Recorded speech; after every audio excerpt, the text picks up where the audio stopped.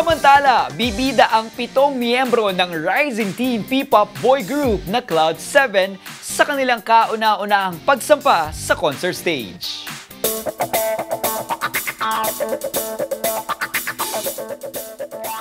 Ang kanilang upcoming show na Nasa Cloud7 Ako ay isang charity concert.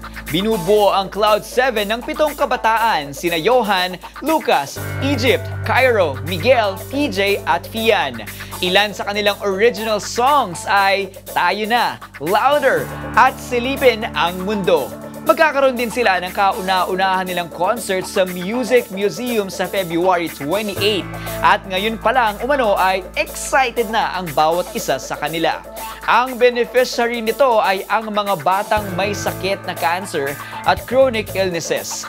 Para sa boys, mabuting bagay na may ganitong uri ng event para sila ay makatulong sa kanilang kapwa Pilipino. Ang Silipin ng Mundo, it's about people reaching their dreams together as one. So, just like us, we're here together helping other people reach their dreams in our advocacy concert. Feel po namin, importante rin po yun para lang ma-inspire rin po yung mga people and makita po nila kung gaano po kami ka-passionate just not to show our talents, pero using our talents, nakaka-help rin po kami ng mga people po. Samantala, nagpasalamat sila sa kanilang mga magulang dahil sa suporta ng mga ito sa kanila. At nagpapasalamat din sila na isa na sila sa mga tinatangkilik ng marami, lalo na ng kanilang fans pagdating sa original Pinoy music or OPM.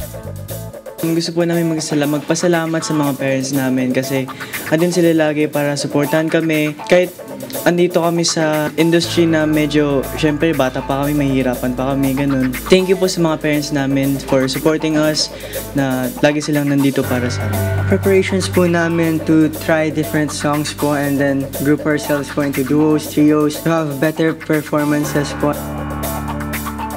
Ito din ang unang beses na magtatanghal on stage as performers ang teen beauty queens na sina Marian Bermundo at Yancy De Vega. Oh, I am very excited to be able to work with these young, talented individuals. I know that I am gonna be inspired and be inspired with them.